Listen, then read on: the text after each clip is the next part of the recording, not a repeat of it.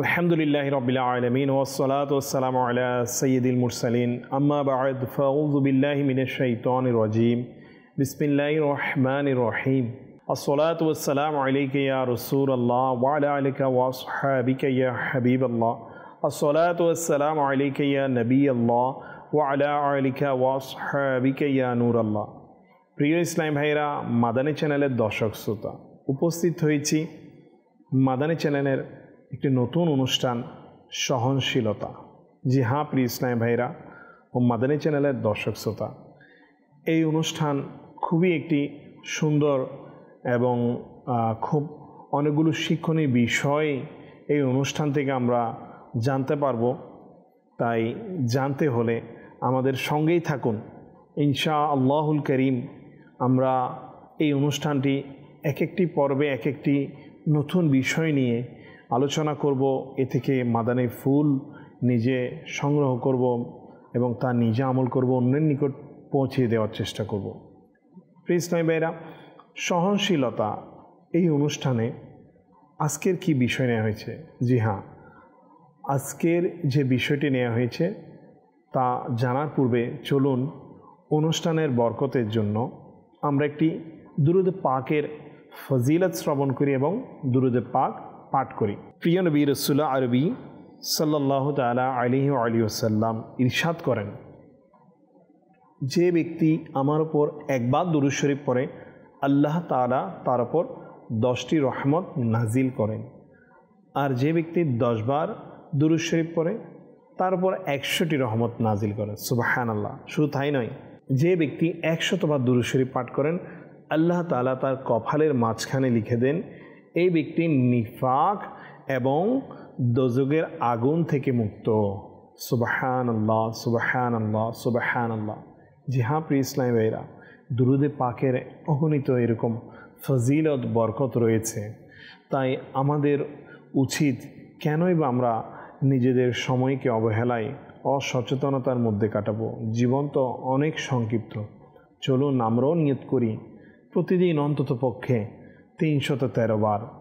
জি হ্যাঁ, আমার শাইখে তরিকত আমির আহলে সুন্নাত দামাত বরকতুল আলিয়া ইনি আমাদের দুরূদে পাক পাঠ করার জন্য উৎসাহ দিয়ে থাকেন যে 72 নেক আমল ইসলামী ভাইদের জন্য, এবং যারা ইসলামী বোন 63 নেক আমল, এভাবে যারা জামিয়াতুল মদিনা মাদ্রাসাতুল মদিনায় রয়েছেন প্রত্যেকের জন্য এই আমল প্রত্যেক মুসলমান উম্মতে মুহাম্মদী সাল্লাল্লাহু আলাইহি সাল্লামে উৎসাহে দেওয়ার জন্য এই আমলটি ছোট্ট একটি পুস্তিকার মাধ্যমে দিয়ে দিয়েছেন প্রশ্ন আকারে। আপনি কি দৈনিক অন্তত এই 313 বার দুরূদ শরীফ পাঠ করে নিয়েছি? জি হ্যাঁ প্রিয় ইসলামী ভাইরা, আমাদেরকে এভাবে উৎসাহ দিয়ে থাকে। তাই আমাদের উচিত আমরা আমাদের নিজেদের সময়কে, নিজেদের এই জবানকে দুরূদে পাক পাঠ করা দ্বারা ধন্য করি। আল্লাহ তাআলা আমাদেরকে সেই তৌফিক দান করুক। চলুন একবার দুরূদ শরীফ পাঠ করে নিই। সাল্লু আলাল হাবিব সাল্লাল্লাহু তাআলা আলা মুহাম্মদ সাল্লাল্লাহু তাআলা আলাইহি ওয়া আলিহি ওয়াসাল্লাম। প্রিয় ইসলামী ভাইরা, মাদানী চ্যানেলের দর্শক শ্রোতা, জি হ্যাঁ, আজকের যে বিষয়টি সহনশীলতা এই অনুষ্ঠানের প্রথম পর্বে আজকে আমরা যে বিষয়টি নিয়ে আলোচনা করব তা খুবই চমৎকার একটি বিষয়, এবং তা হলো ধৈর্যের ফজিলত। ধৈর্য বিষয়টা কি? প্রিয় ইসলামী ভাইরা, মাদানী চ্যানেলের দর্শক শ্রোতা, আরবিতে যাকে সবর বলা হয় তাকে বাংলায় ধৈর্য বা সহনশীলতা বলা হয়ে থাকে। আর এই ধৈর্য কাকে বলা হয়? বলা হচ্ছে সফলতার আশায় মানুষ যখন কোনো কাজের প্রতি সফলতার আশায় বিপদে অস্থির না হওয়া, এটাকেই ধৈর্য বলা হয় তাফসীরে নাঈমের মধ্যে। আর পরিপূর্ণ ধৈর্য হলো যে বিপদগ্রস্তকে অন্যান্যদের মধ্যে চেনা না যাওয়া এবং তাকে দীর্ঘ সময় ধরে ইবাদত, রিয়াজত এগুলো করে চেনা যেতেও পারে। অর্থাৎ ধৈর্য তো আমরা জেনেছি, একদিকে ধৈর্য বলা হচ্ছে আমরা যখনই কোনো কাজের সফলতা আশা করব তখন অস্থির না হয়ে সেটার ফল লাভের আশায় অপেক্ষমান থাকা, এটাকেই বলা হচ্ছে ধৈর্য, যা খুবই কঠিন একটি ব্যাপার প্রত্যেক মানুষের জন্য।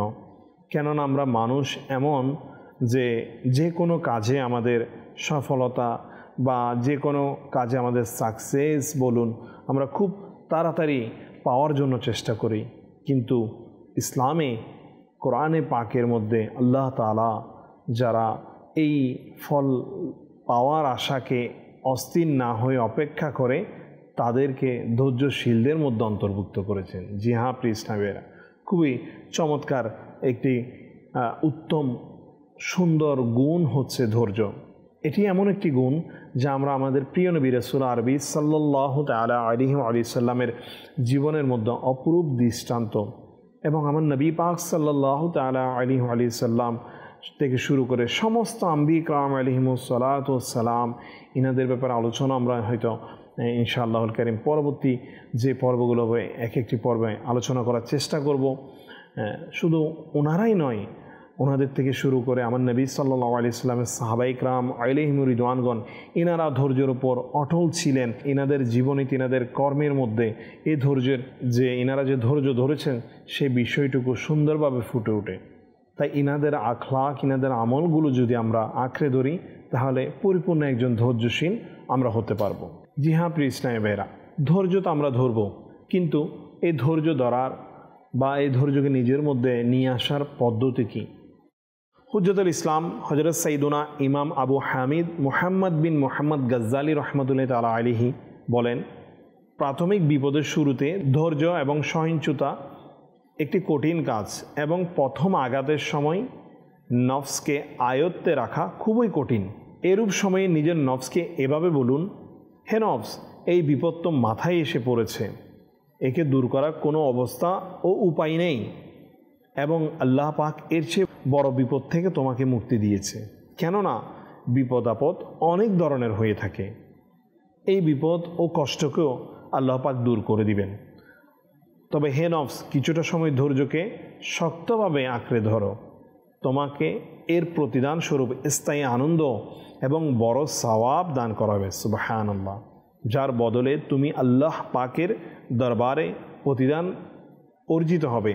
এবং ধীর প্রতিজ্ঞা সম্পন্ন আম্বিয়া কিরাম আলাইহিমুস সালাতু ওয়াস সালাম এবং আউলিয়া কিরাম রাহিমাহুমুল্লাহুস সালাম বড় বড় বিপদে ধৈর্য ধারণ করাকে স্মরণ করো। জি হ্যাঁ প্রিয় ইসলামী ভাইয়েরা, খুব সুন্দর বর্ণনা আমাদেরকে হুজ্জতুল ইসলাম ইমাম মুহাম্মদ বিন মুহাম্মদ গাজ্জালী রাহমাতুল্লাহি তাআলা আলাইহি দিচ্ছেন। যে দেখুন না, আমাদের জীবনে কত না বিপদ আমাদের মাঝে এসে পড়ে, এর মধ্যে অনেকগুলো বিপদ আপদ থাকে। হয়তো আমাদের কর্মের কারণে আমরা এমন কোনো কর্ম করেছি, এমন কোনো কাজ করেছি যেটার কারণে আল্লাহ তাআলা আমাকে ওই পরীক্ষা নিচ্ছে, অথবা আল্লাহ তাআলা নিজ থেকেই আমাকে আপনাকে পরীক্ষা করার জন্য কোনো একটা বিপদ আল্লাহ তাআলা দিয়ে পরীক্ষা করে থাকেন। তো প্রিয় ইসলামী ভাইরা, এই বিপদের মধ্যে আমরা কেমন কে কোন অবস্থায় থাকি, এখানেই রয়েছে মূলত ধৈর্য। অনেকেই এমন তো দেখা যায় আফসোস, শতকোটি আফসোস, যে হয়তোবা তার কোনো কিছু একটা আজ হারিয়ে গিয়েছে, সেটার জন্য একেবারে আত্মহারা হয়ে যায়, মানে হাই হতাশ করে অনেক কিছু করে বসে। কিন্তু আফসোস, শতকোটি আফসোস, যে ওই ভাই যদি চায় তাহলে এই সামান্য কিছু হারিয়ে যাওয়া, এটার কারণে হাই হতাশ না করে, মানুষকে বলা বলি না করে যদি ধৈর্য ধারণ করতো, তাহলে তার জন্য পুরস্কার রয়েছে। জি হ্যাঁ, কি পুরস্কার রয়েছে? আল্লাহ তাআলা পবিত্র কোরআনে প্রায় 70টি জায়গায় ধৈর্যের ব্যাপারে আল্লাহ তাআলা ইরশাদ করেন। শুধু তাই নয়, ধৈর্যের ব্যাপারে শুধু ইরশাদই করেন, বরং অনেকগুলো সুসংবাদ শুনিয়েছেন, যার মধ্যে পবিত্র কোরআনে সূরা জুমার 10 নং আয়াতে আল্লাহ তাআলা ইরশাদ করেন, নিশ্চয়ই ধৈর্যশীলদের অপরিমিত পুরস্কার দেওয়া হবে। শুধু তাই নয়, আল্লাহ তাআলা আরও বলেন, অবশ্য যে ধৈর্য ধারণ করে এবং ক্ষমা করে দেয়, নিশ্চয়ই এটা দৃঢ় সংকল্পেরই কাজ। সুবহানাল্লাহ। অর্থাৎ আল্লাহ তাআলা কতই যে উত্তম প্রতিদান রেখেছে, এটা বলে শেষ করা যাবে না। শুধুমাত্র তাই নয়, কিতাবের মধ্যে এটাও এসেছে যে জান্নাতে যে অসংখ্য নিয়ামতের ভাণ্ডার হবে, তার মধ্যে ধৈর্য একটি। অর্থাৎ এই ধৈর্যের কারণে জান্নাতে যারা জান্নাতি হবে, তারা নিয়ামতের অসংখ্য অসংখ্য ধন ভাণ্ডার, অসংখ্য নিয়ামত এই ধৈর্যের কারণে প্রতিদান স্বরূপ আল্লাহ তাআলা তাকে দিবেন। আর যখন সে এই নিয়ামতগুলো দেখবে তখন সে আফসোস করবে, হাই আমি দুনিয়াতে এই জায়গাটিতে কেন যে একটু ধৈর্য ধারণ করলাম না, কেন যে অস্থির হয়ে পড়লাম, এভাবে করে সে আফসোস করতে থাকবে। কিন্তু তখন আফসোস করে কোনো কাজ আসবে না। তাই প্রিয় ইসলামী ভাইরা, ধৈর্যের অসংখ্য ফজিলত এবং বরকত আল্লাহ তাআলা আমার আপনার জন্য লিখে রেখেছেন। তা আমি আপনি যদি যে কোনো বিপদ আপদে ধৈর্য ধারণ করি, আল্লাহ তাআলা এর উত্তম প্রতিদান দিবেন। প্রিয় ইসলামী ভাইরা, ইমাম গাজ্জালী রহমতুল্লাহ তাআলা আলাইহি কিছুটা সামনে গিয়ে আরও বলেন যে যখন তুমি দেখবে যে আল্লাহ পাক তোমার কাছ থেকে দুনিয়াকে প্রতিহিত করেছেন অথবা তোমার ওপর বিপদ আপদ বৃদ্ধি পেয়েছে, তখন নিশ্চয়ই তুমি এটা বুঝে নিবে যে তুমি আল্লাহ পাকের নিকট সম্মানিত ও উচ্চ মর্যাদা সম্পন্ন, আর তিনি তোমাকে তার বন্ধুদের অনুযায়ী চালাচ্ছেন। সুবহানাল্লাহ, নিশ্চয়ই তুমি তার দয়ায় দৃষ্টিতে রয়েছ। আল্লাহ আল্লাহ, সুবহানাল্লাহ সুবহানাল্লাহ। প্রিয় ইসলামী ভাইরা, মিনহাজুল আবিদিন কিতাবের মধ্যে ইমাম গাজ্জালী রহমতুল্লাহ আলাইহি খুবই সুন্দরভাবে আমাদেরকে বুঝিয়ে যাচ্ছেন যে আমি আপনি আজ নিজেকে নিজে কি করে নিই, সার্টিফিকেশন করে নিই, নিজেকে যাচাই করে নিই যে আমার আপনার মধ্যে কি এইরকম কিছু রয়েছে যে ইমাম গাজ্জালী রহমতুল্লাহ তাআলা আলাইহি এই কথাগুলো যদি আমার আপনার জন্য অনেক বড় মূল্যবান। কেননা আমার আপনার অনেকের সাথে এরকম ঘটে থাকে, আর ওই সময় যদি এমন হয়ে যায় আমরা যদি ধৈর্যশীলদের তালিকায় অন্তর্ভুক্ত হয়ে যাই, কতই না উত্তম রয়েছে। আল্লাহ তাআলা দয়ার দৃষ্টির মধ্যে থাকে ওই বান্দা যারা ধৈর্য ধারণ করে, তাদের উপর আল্লাহ তাআলা দয়ার দৃষ্টি থাকে। জি হ্যাঁ প্রিয় ইসলামী ভাইরা, তা আল্লাহ তাআলা আমাদেরকে বেশি বেশি ধৈর্যশীল হওয়ার তৌফিক দান করুন। প্রিয় ইসলামী ভাইরা, মাদানী চ্যানেলের দর্শক শ্রোতা, ধৈর্যের অনেকগুলো প্রকারভেদ এবং বিধান রয়েছে। চলুন প্রিয় ইসলামী ভাইরা, আমরা এই ধৈর্যের প্রকারভেদগুলো সম্পর্কে কিছু আলোচনা শ্রবণ করি। প্রিয় ইসলামী ভাইরা, মাদানী চ্যানেলের দর্শক শ্রোতা, ধৈর্যের যে বিধানগুলো রয়েছে অর্থাৎ ধৈর্য ধারণগুলো কেমন হতে পারে, এর উপর ইহইয়াউল উলুম নামক কিতাবের মধ্যে এসেছে যে ধৈর্যের বিধানের মধ্যে 1 নম্বর, যে শরীয়তে যে সকল কাজ নিষেধ করেছে তা থেকে ধৈর্য ধারণ করা ফরজ। সুবহানাল্লাহ। জি হ্যাঁ প্রিয় ইসলামী ভাইরা, যে কাজ আল্লাহ রসুল আমাদেরকে নিষেধ করে দিয়েছেন সেই কাজ থেকে নিজেকে বাঁচিয়ে রাখা, এটাও কিন্তু একটা ধৈর্য, কিন্তু আবার এটি আমার আপনার জন্য ফরজও রয়েছে। অর্থাৎ যে সকল কাজ আমার আপনার জন্য হারাম, একজন মুসলমানের জীবনে যে কোনো কিছু চাইলে আমি আপনি করতে পারবো না। আমার আপনার জন্য ইসলামে একটা পরিপূর্ণ বিধান আমার আল্লাহ তাআলা দিয়ে দিয়েছেন পবিত্র কোরআনুল কারীমের মাধ্যমে। আমার নবী সাল্লাল্লাহু আলাইহি সাল্লাম হাদিসে মুবারাকার মাধ্যমে এই বাউন্ডারি লাইনগুলো আমাকে আপনাকে জানিয়ে দিয়েছেন যে একজন মুসলমান মুমিন হতে হলে আমাকে কোন আদেশগুলো পালন করতে হবে আল্লাহ তাআলা, আর কোন বিষয়গুলো থেকে যা আল্লাহ রসুলের অপছন্দনীয়, যা ইসলামে হারাম করেছে সেগুলো থেকে বিরত থাকতে হবে। এগুলো হচ্ছে 1 নাম্বার। 2 নম্বরে বলছে অপছন্দনীয় কাজ, যা শরঈ বা অপছন্দনীয় কাজ মানে যা হচ্ছে শরঈভাবে, অর্থাৎ আপনি শরঈভাবে এটা গুনাহ নয় কিন্তু তা থেকেও ধৈর্য ধারণ করা মুস্তাহাব, এমন অপছন্দনীয় কাজ। 3য় প্রকারে বলা হচ্ছে কষ্টদায়ক কাজ, যা শরঈভাবে নিষেধ তা থেকে ধৈর্য ধারণ করা অর্থাৎ নীরব থাকা। যেমন কোনো ব্যক্তি বা তার সন্তানের হাত অন্যায়ভাবে কাটা হলো, তখন সেই ব্যক্তির নীরব থাকা এবং ধৈর্য ধারণ করা নিষেধ। এমনইভাবে যখন কোনো ব্যক্তি খারাপ উদ্দেশ্যে তার পরিবারের দিকে অগ্রসর হলে তখন তার আত্মসম্মান বোধ জাগ্রত হয়, কিন্তু আত্মসম্মান বোধ প্রকাশ করে না এবং পরিবারের সাথে যা কিছু হচ্ছে তাতে ধৈর্য ধারণ করে ক্ষমতা থাকাও সত্ত্বেও বাধা দেয় না, তবে শরীয়তে এই ধৈর্যকে হারাম করে দিয়েছে। এখানে বুঝার বিষয় প্রিয় ইসলামী ভাইরা, মাদানী চ্যানেলের দর্শক শ্রোতা, অর্থাৎ পরিবারের দিকে যখন কোনো ব্যক্তি খারাপ উদ্দেশ্য নিয়ে অগ্রসর হয়, সে নিজে তার পরিবারের ক্ষতি করবে, তখন যারা এটাকে দেখবে বা যারা এটার সাথে জড়িত হয়ে যাবে বা যারা এটার ফল ভোগ করবে, তখন তাদেরকে ধৈর্য ধারণ করা এটা হারাম করে দিয়েছেন। কেননা অর্থাৎ যে ব্যক্তি খারাপ উদ্দেশ্য নিয়ে যাচ্ছে তার পরিবারের ক্ষতি করতে, ওই পরিবারের সদস্যরা জেনে গিয়েছেন যে সে আমাদের এভাবে ক্ষতি করবে, তখন কিন্তু ধৈর্য ধারণ করাটা হারাম করে দিয়েছে। কিন্তু যদি আমার উপর যদি অন্যায়ভাবে জুলুম করা হয় আর আমিও যদি সেই জুলুমের প্রতিশোধ নেওয়ার ক্ষমতা না থাকে, আর এই অবস্থায় যদি ধৈর্য ধারণ করি, তাহলে এটা জায়েজ রয়েছে, এটাতে কোনো সমস্যা নেই। সুবহানাল্লাহ। প্রিয় ইসলামী ভাইরা, ধৈর্যের যে কত ফজিলত এবং বরকত রয়েছে, চলুন আমরা আমার প্রিয় নবী সাল্লাল্লাহু আলাইহি সাল্লামের একটি হাদিসে মুবারকা থেকে শ্রবণ করি এবং নিজেরকে উৎসাহে আন্দোলিত করি। আল্লাহ পাকের শেষ নবী রাসূল আরবি হুজুর পুণ্য সাল্লাল্লাহু তাআলা আলাইহি ওয়া আলিহি সাল্লাম ইরশাদ করেন, ধৈর্য 3 ধরনের হয়ে থাকে। 1, বিপদে ধৈর্য ধারণ করা। 2, আনুগত্য অর্থাৎ নেক কাজে ধৈর্য। 3, আল্লাহ পাকের অবাধ্যতায় ধৈর্য। প্রিয় ইসলামী ভাইরা, প্রকারভেদগুলো তো আমরা কিছুটা পূর্বে আলোচনা করেছিলাম। তো বিপদে ধৈর্য ধারণ করা এটা স্বাভাবিকভাবে এটা একটা ধৈর্যের প্রকারভেদ। এরপর আল্লাহ তাআলার যেগুলো নিষেধ করেছেন সেগুলো থেকে নিজেকে বিরত রাখা, সেটাও ধৈর্য ধারণ করার প্রকারভেদের মধ্যে পড়ে। এবং আল্লাহ তাআলা যা হুকুম করেছেন, আল্লাহ রসুল এর আনুগত্যমূলক যে সকল কাজ রয়েছে সেগুলো করতে থাকে, এটাও কিন্তু ধৈর্যের প্রকারভেদের মধ্যে পড়ে থাকে। তো বলা হচ্ছে যে ব্যাস যে ব্যক্তি বিপদে ধৈর্য ধারণ করলো, আল্লাহ তাআলা তার জন্য 300 মর্যাদা লিখে দিবেন এবং প্রতিটি মর্যাদার দূরত্ব আসমান এবং জমিনের যে দূরত্ব রয়েছে সেই দূরত্ব সমপরিমাণ। আল্লাহু আকবার, আল্লাহু আকবার, সুবহানাল্লাহ। প্রিয় ইসলামী ভাইরা, মাদানী চ্যানেলের দর্শক শ্রোতা, কোরবান হয়ে যাই, কেন আমি আপনি ধৈর্য ধারণ করব না? কত ফজিলত যে বিপদে ধৈর্য ধারণ করার মধ্যে। আল্লাহ তাআলা 300 নেকি লিখে দেন।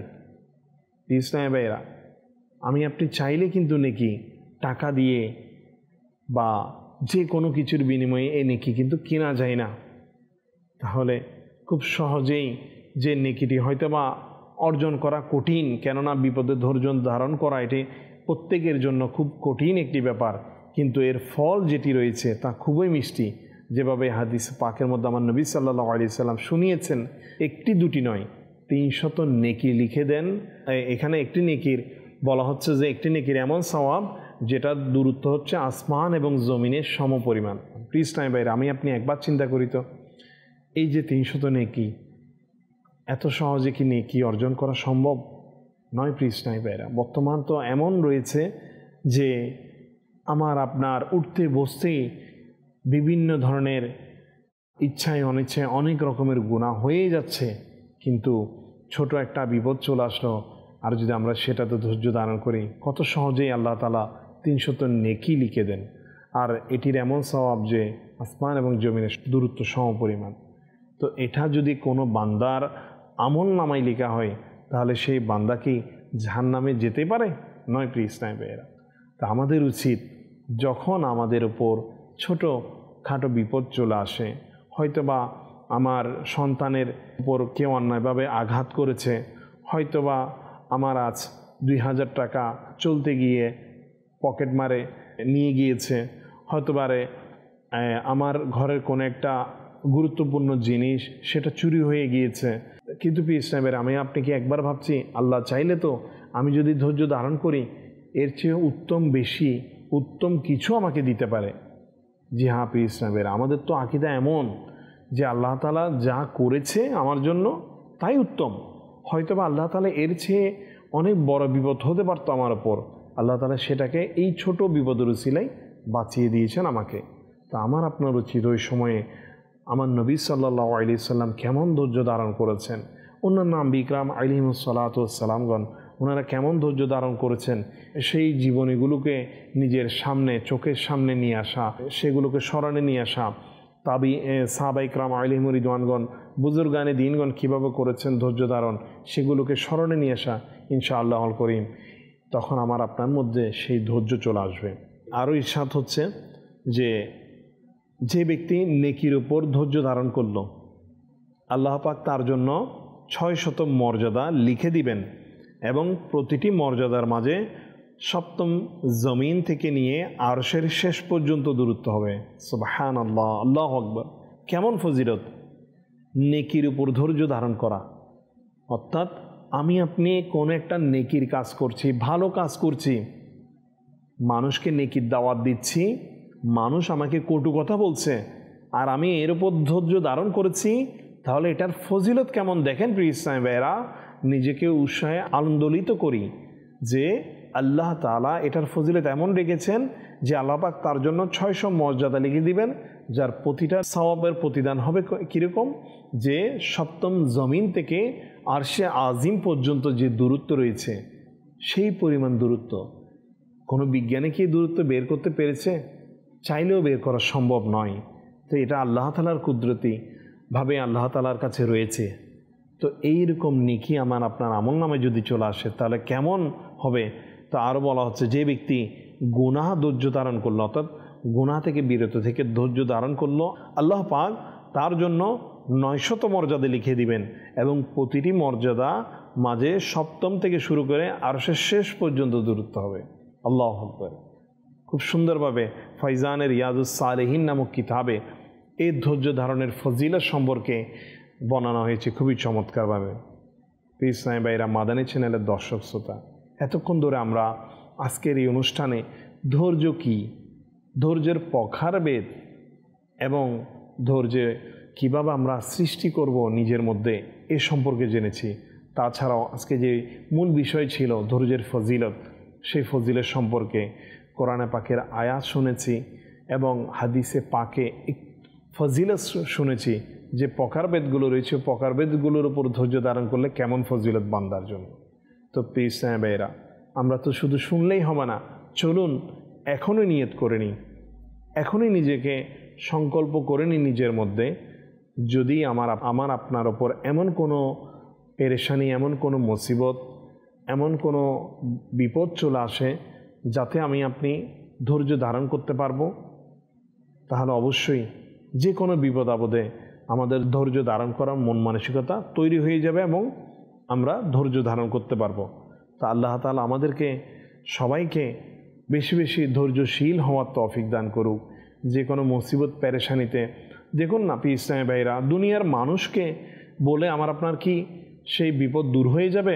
নয় প্রিয় ইসলামী ভাইরা, আমাকে আপনাকে আল্লাহ তাআলা কোনো অসুস্থতা দিয়ে পরীক্ষা করছে, তাহলে দুনিয়ার কাউকে বলে সেই অসুস্থতা কি যাবে? নয় প্রিয় ইসলামী ভাইরা। এই জন্য ওই সময় করা দরকার যে আমি ধৈর্য ধারণ করি, আল্লাহ তাআলার নিকট দোয়া করি, কেননা আমার আল্লাহ তাআলাই এই বিপদ দিয়েছেন, আবার আল্লাহ তাআলা চাইলে এই বিপদকে উদ্ধার করতে পারেন। জি হ্যাঁ প্রিয় ইসলামী ভাইরা, এভাবেই অন্যান্য আম্বিয়া কিরাম আলাইহিমুস সালাতু ওয়াস সালাম ইনাদেরকে এরকম প্রতিদান দেওয়া হয়েছে, যা আমরা ইনশাআল্লাহুল কারীম পরবর্তী পর্বগুলোতে ইনশাআল্লাহ একটা একটা করে শুনতে পাবো বা আলোচনা করব। তো ততক্ষণ পর্যন্ত আমাদের সঙ্গেই থাকুন। আজকের যে ধৈর্যের ফজিলত নিয়ে আলোচনা হয়েছে তা থেকে আমরা যা কিছু শিখেছি নিজে আমল করি, নিজের পরিবারকে জানাই এবং অন্যের নিকট নেকির দাওয়াত হিসেবে পৌঁছে দিই। আল্লাহ তাআলা আমাদের সবাইকে নিজে আমল করার অন্যকে পৌঁছে দেওয়ার তৌফিক দান করুক। পরবর্তী পর্বে নতুন একটি বিষয় নিয়ে আবারও উপস্থিত হব এই অনুষ্ঠানে। ততক্ষণ পর্যন্ত দেখতে থাকুন মাদানী চ্যানেল বাংলা। সাল্লু আলাল হাবিব সাল্লাল্লাহু তাআলা আলা মুহাম্মদ সাল্লাল্লাহু তাআলা আলাইহি ওয়া আলিহি ওয়াসাল্লাম।